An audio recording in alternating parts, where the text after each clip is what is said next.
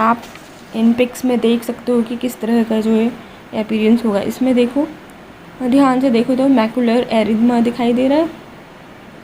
जब हम इसे और ध्यान से देखेंगे तो इसमें जो सेंट्रल पोर्शन होगा उसमें आपका या तो वेसाइकल होगा या परप्यूरा होगा, ठीक है। और टारगेट लेसेंस जो है इसका कैरेक्टरिस्टिक अपीयरेंस है। देखो फेस का इन्वॉल्वमेंट हुआ है तो सिमेट्रिकल इन्वॉल्वमेंट हुआ है। इसमें जो है आपको अगर ध्यान से देखो तो इसमें टारगेट लेसेंस जो हैं वो क्लियरली विजिबल हो रहे हैं, ठीक है। टारगेट तो जो है सभी समझते होंगे, इसमें दिख रहा है, ध्यान से देखो। म्यूकस म्यूकोज़ा, ओरल म्यूकोज़ा का इन्वॉल्वमेंट हुआ है। इसमें देखो आइज़ का इन्वॉल्वमेंट हुआ है, तो इसमें जो है एक्यूट पुरुलेंट कंजंक्टिवाइटिस देखने को मिलता है। तो स्टीवेंस जॉनसन सिंड्रोम जो है वो आपका एक्यूट कंडीशन है, ठीक है। इसमें जो इन्फेक्शन होता है वो एक्यूट होता है। ये देखो बाद में जो है क्या हो रहा है, नेक्रोलाइसिस हो रहा है, तो उसके बाद स्किन जो है वो निकल सी रही है, तो ये स्कारलेट अपीयरेंस दिख रहा है। इसके इन्वेस्टिगेशन में हमें इन्वेस्टिगेशन में एक तो जो है सबसे पहले टू आइडेंटिफाई द ट्रिगर्स, तो हमें जो है केयरफुल हिस्ट्री लेनी पड़ेगी with regard to drug intake history, क्योंकि ये जो है सर्टेन मेडिकेशंस और सर्टेन बैक्टीरिया के बाद जो है इसमें देखने को मिल रहा है, तो इसलिए हमें ये रूल आउट करना होगा कि उसमें कोई ड्रग इनटेक हिस्ट्री तो नहीं प्रेजेंट है। उसके अलावा जो भी लेसन्स है उसका हमें एग्जामिनेशन करना है, जैसा मैंने अभी बताया कि कुटेनियस लेसन्स का जो है अपीयरेंस कैसा होगा, और हमें जो है इन्वेस्टिगेशन कराना होगा, जैसे चेस्ट एक्सरे करवाना होगा। इससे हमें रूल आउट करना है कि इन्फेक्शन वगैरह को रूल आउट करना है। फिर थर्ड, जब कुछ समझ में नहीं आ रहा तो लास्ट में जो है हम इसकी स्किन बायोप्सी करवाते हैं, ठीक है। इसके डायग्नोसिस क्या क्या है, तो डायग्नोसिस में एक तो हमें हिस्ट्री मिलेगी, history of drug intake 1 to 3 weeks prior to onset of rash. तो रैशेस के डेवलप होने से 1-2 हफ्ता, एक से 3 हफ्ते पहले जो है ये मिलेगा कि उसने कुछ सर्टेन मेडिकेशंस लिए थे पेशेंट्स ने। और जो प्रोड्रोमल सिम्टम्स होते हैं वो यूजुअली कॉमन होते हैं और कभी कभी जो है सीवियर फॉर्म में होते हैं।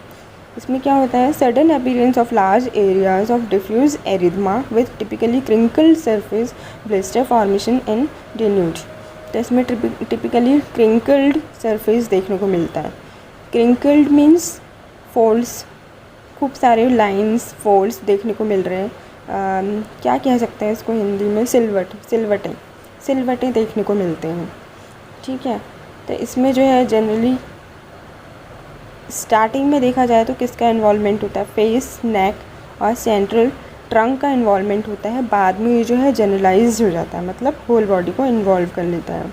और म्यूकस मेम्ब्रेन का इन्वॉल्वमेंट तो मिलेगा ही मिलेगा, जहाँ जहाँ म्यूकस मेम्ब्रेन है वहाँ इसका इन्वॉल्वमेंट होगा। म्यूकोज़ा कहाँ कहाँ प्रेजेंट होता है, जैसे ओरल हो गया, mouth, lips, eyes, genital area और नेज़ल, नोज़, ठीक। इसका अगर हम डिफरेंशियल डायग्नोसिस देखें तो इसको जो है हम किससे डिफरेंशिएट कर सकते हैं, बुल्लस पैम्फिगॉइड।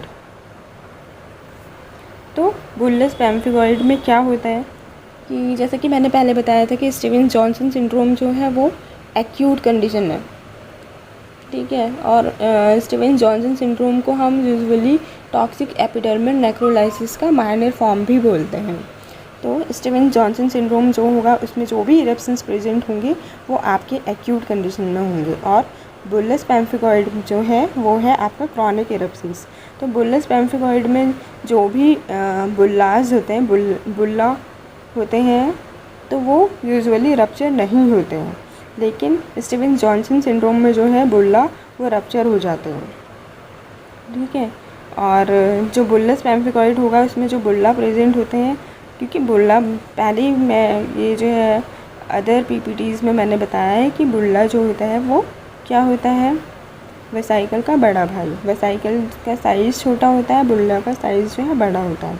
तो ये जो है लार्ज होंगे, इसमें जो है इसका जो कंटेंट होगा वो हेमरेजिक फ्लूइड होगा, ठीक है। और स्टीवन जॉनसन सिंड्रोम में क्या होता है कि इसमें बुल्ला तो जो इसमें जो कंटेंट होगा वो वाटरी कंटेंट होगा, लेकिन जो सराउंडिंग होगी सराउंडिंग में एरिथमा प्रेजेंट होगा, ठीक है। और जैसा कि पहले ही बताया कि इसमें बुल्ला जो है रप्चर हो जाते हैं, लेकिन पैम्फिगॉइड बुल्लस पैम्फिगॉइड में जो है बुल्ला रप्चर नहीं होते हैं। और बुल्लस पैम्फिगॉइड में ओरल लीजन्स जो है वो यूजुअली अनकॉमन होते हैं, मतलब माउथ लिप्स इनका इन्वॉल्वमेंट जो होगा वो अनकॉमन होगा। जबकि स्टीवन जॉनसन सिंड्रोम में बताया था कि इसमें जो है लिप्स का इन्वॉल्वमेंट होता है, माउथ ओरल म्यूकोजा का इन्वॉल्वमेंट होगा।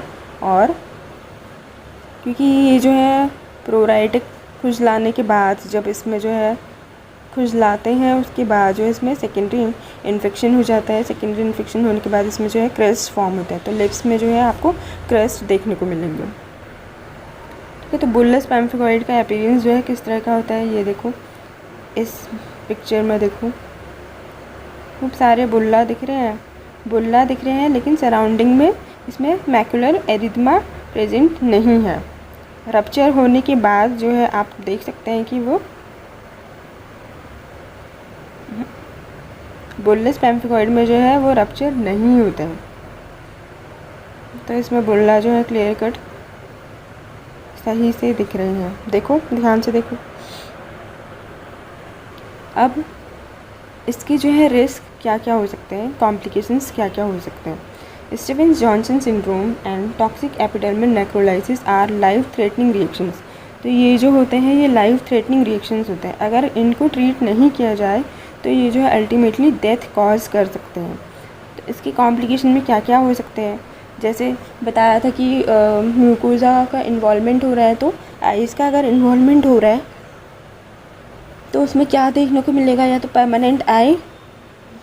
परमानेंट जो है आई साइट लॉस हो सकता है, परमानेंट ब्लाइंडनेस हो रहा है, ड्राई आई सिंड्रोम हो रहा है।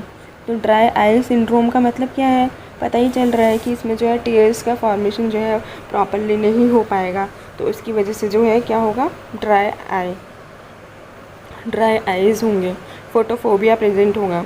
और दूसरा, अगर रेस्पिरेटरी सिस्टम का इन्वॉल्वमेंट हो रहा है तो लंग्स जो है वो डैमेज हो सकते हैं, COPD की कंप्लेंट्स हो सकती है, क्रॉनिक ऑब्स्ट्रक्टिव पल्मोनरी डिजीज़ हो सकता है, अस्थमा हो सकता है।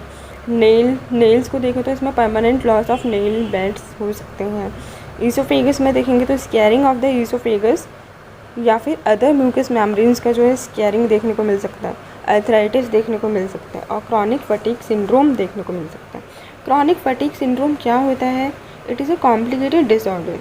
ये जो है कॉम्प्लिकेटेड डिसऑर्डर है, usually characterized by extreme fatigue that can be explained by any underlying medications. मतलब कि ये जो है एक तो जो नाम से ही पता चल रहा है कि इसमें जो है फटीगनेस होगी, जो फटीगनेस जो है वो क्रॉनिक होगी, बहुत लंबे टाइम से जो है फटीगनेस चला आ रहा है, लेकिन इसका जो एग्जैक्ट कॉज क्या है वो जो है रूल आउट करना मुश्किल होगा।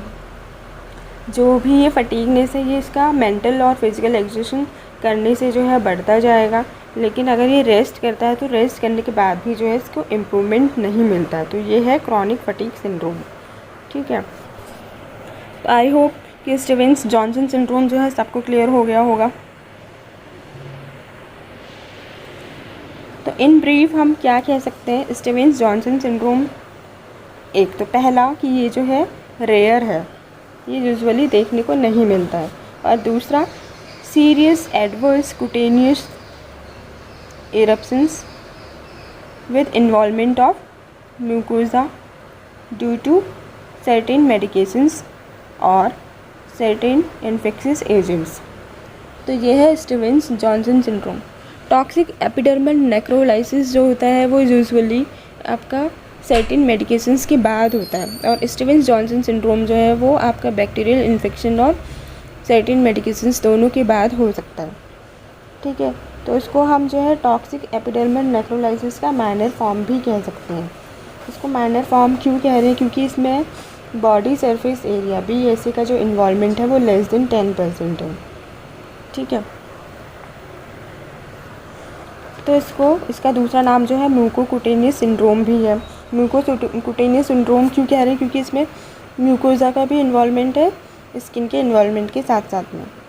ठीक है, अब तो ये जो है सबको क्लियर हो गया होगा। इसमें जो भी लेसन्स है उसका क्या बताया था मैंने कि जो भी लेसन्स होंगे उसमें जो है टारगेट अपीयरेंस होगा। टारगेट अपीयरेंस इसका जो है कैरेक्टरिस्टिक फीचर्स है। ठीक है, बाकी वही मैक्यूल्स प्रेजेंट होंगे, वेसाइकल्स होंगे, बुल्ला प्रेजेंट होगा। ठीक है, नेक्रोसिस प्रेजेंट है क्योंकि एपिडर्मल नेक्रोलाइसिस बोला है तो इसमें नेक्रोसिस भी देखने को मिलेगा। ठीक है।